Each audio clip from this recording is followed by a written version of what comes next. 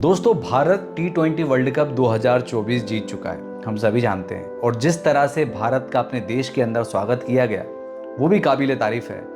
जब प्रधानमंत्री नरेंद्र मोदी जी ने भारत की टीम को अपने पीएमओ आवास में बुलाया और सभी के साथ में लंच किया और एक एक करके सभी के साथ रूबरू हुए। देन उसके बाद में शाम को 5-6 बजे के बाद जब मुंबई के मरीन ड्राइव पे भारत की टीम का परेड किया गया तो वो दिलचस्प था वो देखना, क्योंकि पूरा का पूरा मरीन ड्राइव वहाँ पे जन सैलाब बन के उमड़ पड़ा और लाखों दर्शक, लाखों फैंस वहाँ पे पहुँच गए भारत की टीम के खिलाड़ियों की एक झलक पाने के लिए। दोस्तों, इस जीत के मायने बहुत ज़्यादा हैं। कई सारे हीरो इस जीत के हैं, चाहे वो रोहित शर्मा हो, चाहे विराट कोहली हो, चाहे हार्दिक पांड्या हो, चाहे अक्षर पटेल हो, चाहे और भी तमाम खिलाड़ी हों। लेकिन एक खिलाड़ी जिसने शायद इस पूरे के पूरे टूर्नामेंट में सबसे बड़ा दबदबा बना के रखा और पूरे के पूरे क्रूशियल मैच में उस गेंदबाज ने भारत को जीत की तरफ लेके चला गया, जिसका नाम है जसप्रीत बुमराह।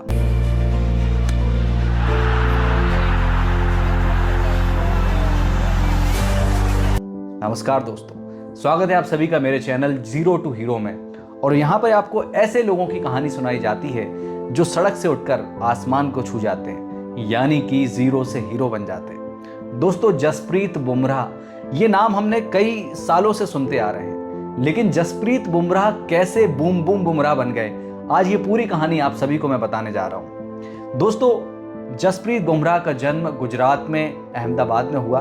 उनके पिता का नाम जसबीर बुमराह था, माँ का नाम दलजीत कौर, और अहमदाबाद में उनका जन्म हुआ। सिर्फ 1993 में उनका जन्म हुआ 6 दिसंबर को। और जब साल 2000 का समय जब आया तो उनके पिता जो एक फैक्ट्री चलाते थे, उनकी अचानक किसी गंभीर बीमारी से डेथ हो जाती है। उनके परिवार में सिर्फ 4 ही लोग थे, उनके पिताजी, उनकी माँ, उनकी एक बड़ी बहन और जसप्रीत बुमराह। तो डेथ हो जाने के बाद में पूरा का पूरा परिवार बहुत ही ज़्यादा आर्थिक रूप से कमज़ोर हो जाता है। उनके पास में इतना भी उनका परिवार सक्षम नहीं होता कि वो अच्छे तरह से सरवाइव कर सकें। तो उनकी माँ एक स्कूल के अंदर, प्राइमरी स्कूल में टीचर बन जाती हैं। वो पढ़ाने का काम करती हैं। निर्माण हाई स्कूल जिसका नाम होता है, वहाँ पे वे टीचर होती हैं। और उसी स्कूल में जसप्रीत बुमराह अपनी पढ़ाई कर रहे होते हैं। सिर्फ 7 साल की जब उनकी उम्र थी, जब उनके पिताजी का देहांत हो जाता है। साल 2000 की ये बात है।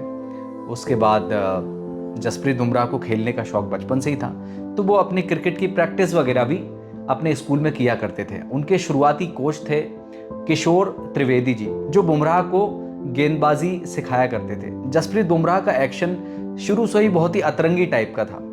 तो उनके कोच ने उनको एक बार कहा कि जसप्रीत, ये जो एक्शन है इसको तुम कभी भी मत छोड़ना।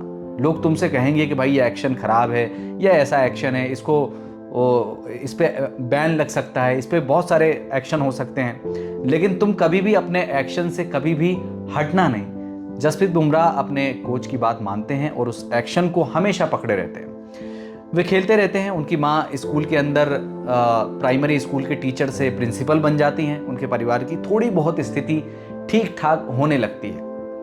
लेकिन मात्र जब वे 14 साल के होते हैं, यानी कि 2007-8 के टाइम पे, तो जसप्रीत बुमराह अपनी माँ को ये बात कह देते हैं कि माँ, मैं क्रिकेटर बनना चाहता हूँ। और वे अपनी माँ को जब कहते हैं कि मैं क्रिकेटर बनना चाहता हूँ, जिसके लिए मुझे अच्छे जूतों की ज़रूरत है, अच्छे किट की ज़रूरत है, अच्छे कपड़ों की ज़रूरत है, टी शर्ट की ज़रूरत है, ड्रेस की ज़रूरत है, तो उनकी माँ, जब वे एक बार बाज़ार जाते हैं तो एक दुकान पे नाइकी के शूज़ रखे हुए रहते हैं। तो जसप्रीत बुमराह कहते हैं कि माँ, मुझे खेलने के लिए ये शूज़ चाहिए, मुझे इन्हें पहन के मुझे खेलना है। तो उनकी माँ उन्हें मना कर देती है कि बेटा, मेरे पास में इतने पैसे नहीं है कि मैं तुम्हें ये जूते दिला पाऊँ। जसप्रीत बुमराह बहुत ही ज़्यादा सहम जाते हैं, बुरा लगता है, सोचते हैं कि ये शूज़ मैं नहीं खरीद पाया, माँ ने मुझे ये शूज़ नहीं दिलाया। अपनी माँ से थोड़े से खफा भी हो जाते हैं कि माँ ने मुझे ये नहीं दिलाया। लेकिन शायद उनके घर की स्थिति उतनी अच्छी नहीं थी कि माँ उनको उतने महंगे नाइकी के जूते दिला पाए। तो उसके बाद बुमराह डिसाइड करते हैं कि मैं अपने दम पे क्रिकेट खेलूँगा, अच्छा खेलूँगा और मैं खुद एक दिन नाइकी के शूज़ खरीदूँगा। इसके बाद बुमराह प्रैक्टिस करते हैं, खूब क्रिकेट खेलते हैं अपने स्कूल में। उनके जो कोच रहते हैं किशोर त्रिवेदी जी, काफ़ी प्रैक्टिस बुमराह को करवाते हैं। और जसप्रीत बुमराह को ये पहले से ही फिक्स था कि मैं फास्ट बॉलर बनना चाहता हूँ, मुझे बैट्समैन नहीं बनना है, मुझे किसी भी तरह के कोई और किरदार टीम के अंदर नहीं निभाना है, मुझे सिर्फ और सिर्फ एक फास्ट बॉलर बनना है। उनका घर था, वहाँ पे भी बुमराह प्रैक्टिस किया करते थे। तो घर के पास में जो हॉल था वहाँ पे बुमराह थोड़ा सा बड़े हॉल में प्रैक्टिस किया करते थे। तो उनकी माँ जब दिन में आराम किया करती थी या सो जाया करती थी तो गेंद की आवाज़ आती थी, तो बुमराह को उनकी माँ डांटती थी कि तुम इतना शोर कर रहे हो, इतनी तेज़ तेज़ तुम गेंदों से आवाज़ कर रहे हो, मैं सो नहीं पा रही हूँ। तो बुमराह अपने जो हॉल की जो दीवार रहती है तो उसकी जड़ में गेंदबाजी करते थे ताकि गेंद के टप्पे की आवाज़ ज़्यादा ना आए। तो वो सिर्फ कोने में ही गेंद फेंकते थे, जहाँ दीवार है तो वहीं गेंद फेंका करते थे, जिससे जसप्रीत बुमराह की यॉर्कर करने की जो शैली है वहाँ से आई। और वे काफ़ी तेज़ गेंदबाजी करते थे और 140-145 किलोमीटर की रफ्तार से वे गेंद फेंका करते थे। और इसके बाद साल 2012 में, सबसे पहले 12-13 में प्रथम श्रेणी के टूर्नामेंट में उनका सिलेक्शन हो जाता है अपनी टीम की तरफ से, और वे गुजरात की तरफ से खेलते हैं विंदर्भ के खिलाफ। और उस मैच में वे 7 विकेट झटकते हैं, जिसके बाद सैयद मुश्ताक अली ट्रॉफी में उनका सिलेक्शन हो जाता है और वहां पर भी वे शानदार गेंदबाजी करते हैं। साफ क्लीन बोल्ड कर दिया उन्मुख चंद को, अच्छा अंदर। उस मैच के बाद उस मैच को देखने के लिए मुंबई से वो मैच होता है सैयद मुश्ताक अली ट्रॉफी का, जिसमें गुजरात भिड़ती है मुंबई से। उस मैच में मुंबई के खिलाड़ियों को जज करने के लिए, उनके प्रदर्शन को देखने के लिए तत्कालीन कोच जॉन राइट वहाँ पे स्टेडियम के अंदर मौजूद होते हैं। वे देखने आते हैं कि जब मुंबई इंडियंस के कुछ खिलाड़ी उस मैच में खेल रहे होते हैं तो वे उन्हें जज करने आते हैं कि खिलाड़ी कैसा प्रदर्शन वहाँ पे कर रहे हैं। तो उनकी निगाह पड़ जाती है जसप्रीत बुमराह पे, जो कि बहुत ही शानदार गेंदबाजी उस मैच के अंदर करते हैं और शायद वो मैच गुजरात जीत भी जाता है। देन उसके बाद अगले ही दिन जसप्रीत बुमराह के पास मुंबई इंडियंस की तरफ से एक कॉल जाता है और उसमें कहा जाता है कि जसप्रीत बुमराह, आपको मुंबई इंडियंस की तरफ से ऑफर दिया जाता है 2013 आईपीएल खेलने के लिए, क्या आप इच्छुक हैं? तो जसप्रीत बुमराह फूले नहीं समाते और तुरंत हाँ कर देते हैं कि जी बिल्कुल। और करीब 1 करोड़ रुपए के आसपास उन्हें खरीदा जाता है और 2013 के आईपीएल में वे डेब्यू करते हैं मुंबई इंडियंस से। और बेंगलोर के खिलाफ उनका पहला मैच होता है और पहले ही मैच में जसप्रीत बुमराह भारत के सबसे बड़े बल्लेबाज विराट कोहली के विकेट ले लेते हैं, उन्हें एलबीडब्ल्यू आउट कर देते हैं। और यहाँ से शुरुआत होती है जसप्रीत बुमराह के आईपीएल करियर की। लेकिन उस साल 2013 में जसप्रीत बुमराह मात्र 2 मैच खेलते हैं और इसके अलावा उन्हें कोई मैच नहीं खिलाया जाता। इसके बाद 2014 में उन्हें फिर से रिटेन किया जाता है और इस बार उन्हें 1 करोड़ 40 लाख रुपए में खरीदा जाता है। फिर से मुंबई उन्हें खरीदती है, लेकिन 2014 में भी उनका प्रदर्शन ज़्यादा खास नहीं रहता है। उसके बाद 2015 में भी उन्हें अधिकतर उनकी चोट की वजह से उन्हें नहीं खिलाया जाता, तो 2014-15 का सीज़न उनके लिए कुछ खास नहीं रहता। लेकिन इसके अलावा वे अपना जो भी प्रथम श्रेणी के मैच हैं या घरेलू टूर्नामेंट खेलते रहते हैं। देन इसके बाद 2016 में टर्निंग पॉइंट होता है जब मोहम्मद शामी भारत की टीम में होते हैं। ऑस्ट्रेलिया के दौरे पर भारतीय टीम होती है और मोहम्मद शामी उस सीरीज से बाहर हो जाते हैं चोट के कारण। तो जसप्रीत बुमराह के पास में उस समय कॉल आता है कि आपको सीधा इंडिया से, दिल्ली से ऑस्ट्रेलिया के लिए रवाना होना है और भारत के लिए आपको मैच खेलना है। और शायद 21 जनवरी के आसपास उनकी ये बातचीत होती है और 22 तारीख को उन्हें वहाँ पहुँचना रहता है, क्योंकि 23 जनवरी को भारत का मुकाबला ऑस्ट्रेलिया से होने वाला रहता है। तो जसप्रीत बुमराह वहाँ पे पहुँचते हैं और उन्हें ऐसा लगता है कि मैं लेट हो गया हूँ। 22 जनवरी को वे पहुँचते हैं तो उन्हें ऐसा लगता है कि शायद मुझे तो कोई खिलाएगा ही नहीं, क्योंकि वे वहाँ पे पहुँचते हैं और वहाँ पे बारिश होना चालू हो जाती है। तो उन्हें ऐसा लगता है कि मैं तो प्रैक्टिस भी नहीं कर पाऊँगा, तो मुझे कौन टीम में खिलाएगा। इसके बाद कोच रवि शास्त्री उनसे कहते हैं कि तुम कल का मैच खेल रहे हो। और जब 23 जनवरी को ऑस्ट्रेलिया से भारत का जब मुकाबला किया जाता है तो जसप्रीत बुमराह का ओडीआई डेब्यू इंडिया इंटरनेशनल में हो जाता है और अपने पहले ही मैच में जसप्रीत बुमराह 10 ओवर में गेंदबाजी करते हैं और 40 रन देके महत्वपूर्ण 2 विकेट अपने नाम करते हैं। इसके बाद 2-3 दिन के बाद में T20 टूर्नामेंट भी ऑस्ट्रेलिया से किया जाता है, जिसमें 26 जनवरी के दिन ऑस्ट्रेलिया से पहला T20 मैच होता है, जिसमें जसप्रीत बुमराह T20 इंटरनेशनल में भी डेब्यू करते हैं और अपना शानदार प्रदर्शन उस मैच में जारी रखते हैं। एंड इसके बाद में काफ़ी अच्छे तरह से जसप्रीत बुमराह भारतीय टीम के अंदर बन जाते हैं और बहुत ही शानदार प्रदर्शन उनका उन 2016-17 के दरमियान रहता है। लेकिन अभी भी जसप्रीत बुमराह का टेस्ट मैचों में पदार्पण बहुत दूर था। वे T20 मैच खेलते हैं, वे ओडीआई क्रिकेट खेलते हैं और इसी बीच में 2017 में उनके दादाजी, जिनका नाम आई थिंक संतोख रहता है, जो कि अपने परिवार के साथ नहीं रहते थे क्योंकि उनके परिवार से शायद उनकी कुछ अनबन थी या उनकी जसप्रीत बुमराह की माँ से उनके उतने रिश्ते अच्छे नहीं थे, जिसके कारण वे कभी भी अपने परिवार के साथ दिखाई नहीं देते थे। उनकी लाश वहाँ पर अहमदाबाद के अंदर मिलती है किसी रेलवे ट्रैक या साबरमती के आसपास। तो काफ़ी ज़्यादा वहाँ पे ये बहुत दुखद घटना होती है, जिसके बाद जिस समय ये घटना हुई होती है वे अपना क्रिकेट मैच खेल रहे होते हैं। देन उसके बाद 2018 में साउथ अफ्रीका के दौरे पर जसप्रीत बुमराह का सिलेक्शन टेस्ट मैच में हो जाता है और वे अपना पदार्पण मैच विदेश में ही साउथ अफ्रीका के खिलाफ करते हैं और शानदार वहाँ पे गेंदबाजी करते हैं। और उस कैलेंडर ईयर में वे 8 मैचों में 2018 में 8 मैचों में 48 विकेट लेकर टॉप करते हैं। और इसके बाद 2019 के वर्ल्ड कप में उनका सिलेक्शन होता है और वहाँ पर भी वे शानदार गेंदबाजी करते हैं और शायद 15 से 18 विकेट वे अपने नाम करते हैं। 18 विकेट शायद वे 2019 के विश्व कप में लेते हैं और इंडिया के टॉप विकेट टेकर वहाँ पे बनते हैं। और इसके बाद मात्र 57 ओडीआई मैचों में फास्टेस्ट 100 विकेट लेने का रिकॉर्ड वे अपने नाम करते हैं। हालांकि उनसे पहले रिकॉर्ड मोहम्मद शामी के नाम है 56 मैचों में, और उसके बाद सेकंड हाईएस्ट विकेट टेकर वे बनते हैं जो 57 मैचों में 100 विकेट लेते हैं।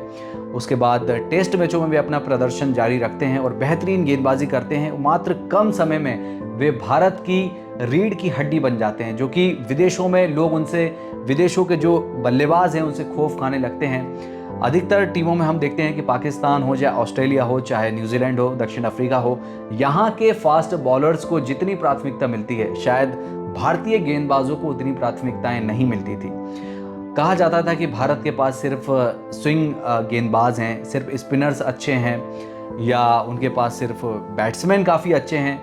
मात्र थोड़े ही कम समय में उन्होंने भारतीय टीम को नई ऊंचाइयां प्रदान की। इसके बाद साल 2021 में स्टार स्पोर्ट्स की एंकर और मॉडल संजना गणेशन से जसप्रीत बुमराह शादी करते हैं। उसके बाद उनका एक बेटा भी होता है जिसका नाम अंगद जसप्रीत बुमराह है। और जसप्रीत बुमराह लगातार अच्छा प्रदर्शन अपने टेस्ट क्रिकेट में, अपने ओडीआई क्रिकेट में, अपने T20 क्रिकेट में करते हैं। उन्हें एक बार इंग्लैंड दौरे के लिए उन्हें भारतीय क्रिकेट टीम का कप्तान भी बनाया जाता है और बहुत ही शानदार उनके नाम एक रिकॉर्ड बनता है। 1 ओवर में स्टुअर्ट ब्रॉड के 35 रन ठोक देते हैं और ये बहुत ही बड़ा एक कीर्तिमान उनके नाम पर दर्ज हो जाता है, चूँकि वे एक गेंदबाज हैं, लेकिन बल्लेबाजी में भी उन्होंने ये रिकॉर्ड अपने नाम किया है। इसके बाद जसप्रीत बुमराह टेस्ट क्रिकेट में अपनी गेंदबाजी से जलवा बिखेरते हैं और फास्टेस्ट पेसर बन जाते हैं जो बहुत ही कम मैचों में 100 विकेट अपने नाम करते हैं। और आईसीसी वनडे रैंकिंग में 2022 में वे नंबर 1 गेंदबाज बनते हैं और भारतीय क्रिकेट को नई ऊंचाइयां वे प्रदान करते हैं। जिसके बाद 2023 के वर्ल्ड कप में शानदार वे प्रदर्शन करते हैं। और आज जब भारतीय क्रिकेट टीम 2024 का T20 वर्ल्ड कप जीत के भारत लौट चुकी है, तो इस जीत में सबसे बड़े सूत्रधार, सबसे बड़े नायक बन के उभरते हैं जसप्रीत बुमराह, जो भारत के लिए हर मैच में एक नायक बन के आए और फंसते हुए मैच में भारत को जीत दिला गए। अब बात करें हम पाकिस्तान के खिलाफ, जब मैच होता है तो मात्र 119 रन भारतीय टीम बनाती है। उस मैच में ऐसा लगता है कि मानो भारतीय टीम ये मैच हार जाएगी, लेकिन जसप्रीत बुमराह की वो शानदार गेंदबाजी, जहां पे वे 3 विकेट लेते हैं और भारत को उस मुश्किल मैच में जीत दिला देते हैं। इसके बाद चाहे वो इंग्लैंड के खिलाफ सेमीफाइनल मैच हो चाहे वो बांग्लादेश के खिलाफ मैच हो, चाहे वो अफगानिस्तान के खिलाफ 7 रन देके 3 विकेट लेना हो, हर मैच में जसप्रीत बुमराह भारत के लिए एक नायक बन के सामने आते हैं और ऐसे फंसते हुए मैचों में भारत की जीत दिला देते हैं। और जब भारत साउथ अफ्रीका से जब फाइनल मुकाबला खेलती है, वहाँ पर एक समय ऐसा लग रहा था कि भारत वो मैच हार चुका है। डेविड मिलर और यानसन वहाँ पे बल्लेबाजी कर रहे होते हैं और जसप्रीत बुमराह के हाथों में जब गेंद थमाई जाती है तो जसप्रीत बुमराह अपने उस ओवर में आके यानसन का विकेट निकालते हैं और मात्र 2 रन का वो ओवर देके जाते हैं, जिसके बाद भारतीय क्रिकेट टीम पूरे के पूरे जोश से उस मैच के अंदर वापसी करती है और शानदार 7 रन से भारत उस मुकाबले को जीत जाता है। एंड उसके बाद एक गेंदबाज के लिए इससे सुखद कोई एक्सपीरियंस, इससे सुखद कोई नज़ारा नहीं हो सकता जब पोस्ट मैच में उनको मैन ऑफ द टूर्नामेंट का अवार्ड दिया जाता है। मैन ऑफ द सीरीज़ यहाँ पर 2024 में जसप्रीत बुमराह बनते हैं और भारत की वर्ल्ड कप विश्व विजेता टीम के नायक बन के वे लौटते हैं और आज पूरा का पूरा देश उनका स्वागत कर रहा है, उनका अभिनंदन करता है, वंदन करता है, क्योंकि भारतीय क्रिकेट को नई ऊंचाइयों पर पहुंचाने में जसप्रीत बुमराह का बहुत ही बड़ा योगदान है। आज वे मुंबई इंडियंस के लिए खेलते हैं और मुंबई इंडियंस के लिए सबसे ज़्यादा विकेट लेने वाले लसित मलिंगा के बाद वे दूसरे नंबर पर आते हैं। और भारतीय क्रिकेट में अगर आप देखें तो चाहे वो कपिल देव हो, चाहे वो ज़हीर खान हो, इनके बाद अगर हम कहें कि एक गेंदबाज जो भारतीय क्रिकेट को नई ऊंचाइयों पर लेके चला गया तो वो नाम है जसप्रीत बुमराह, जो शायद वर्ल्ड क्रिकेट में ना सिर्फ भारत में बल्कि वर्ल्ड क्रिकेट में वर्ल्ड क्लास बॉलर हैं और उनकी यॉर्कर का सामना करने में अच्छे से अच्छे धुरंधर बल्लेबाज थरथरा उठते हैं, काँप उठते हैं। एंड हम बहुत ही ज़्यादा ब्लेस्ड जनरेशन से हैं कि हमने जसप्रीत बुमराह जैसे गेंदबाज को हमने गेंदबाजी करते हुए देखा है और उम्मीद करते हैं कि आने वाले समय में जसप्रीत बुमराह भारतीय क्रिकेट टीम के आई थिंक टेस्ट के कप्तान भी हो सकते हैं और पहले भी वे भारतीय क्रिकेट टीम की टेस्ट की कैप्टेंसी कर चुके हैं और आने वाले समय में बिल्कुल वे भारतीय टीम के कप्तान बन सकते हैं। और दोस्तों मैं यही कहना चाहूँगा कि ये जो चैनल है ज़ीरो टू हीरो, हम इसमें ऐसे लोगों की कहानियाँ सुनाते हैं जो ज़ीरो से उठ के यानी कि सड़क से उठ के आसमान को छूते हैं। जसप्रीत बुमराह जो कि नाइकी के शूज़ लेना भी उनके लिए एक बहुत ही बड़ा चैलेंज हो गया था, उनकी माँ उन्हें वो शूज़ नहीं दिला पाई थी। आज उनके पास लगभग उनके नेटवर्थ को हम देखें तो लगभग 60 करोड़ रुपए की उनकी नेटवर्थ है और आज वो जो चाहे वो कर सकते हैं, लेकिन उनकी मेहनत के दम पर उन्होंने ये मुकाम हासिल किया है और वर्ल्ड के नंबर 1 बॉलर आज वे बन के सबके सामने आए हैं। चाहे वो पाकिस्तान हो, चाहे न्यूजीलैंड हो, ऑस्ट्रेलिया हो, जो कहते थे कि हमारे पास दुनिया का सबसे अच्छा पेस अटैक है, लेकिन आज हम कह सकते हैं कि जसप्रीत बुमराह के होने की वजह से भारतीय क्रिकेट टीम के पास सबसे मजबूत पेस अटैक है। और उनके सानिध्य में और भी जो खिलाड़ी हैं, चाहे वो अर्शदीप सिंह हों, चाहे वो मोहम्मद सिराज हों, जो उनके सानिध्य में अच्छा सीख रहे हैं, अच्छा कर रहे हैं और उम्मीद करते हैं कि आने वाले सालों में हमें जसप्रीत बुमराह की तरफ से और भी अच्छा देखने को मिलेगा। दोस्तों अगर ये वीडियो आपको पसंद आया है तो इसे लाइक करें, कमेंट करें, शेयर करें और चैनल को सब्सक्राइब ज़रूर कर लें ताकि हम भी मोटिवेट हो सकें और आपके लिए और भी ज़्यादा अच्छे वीडियोज़ हम लेकर आ सकें। तो दोस्तों मिलते हैं अगले वीडियो में, तब तक आप अपना ख्याल रखें। धन्यवाद।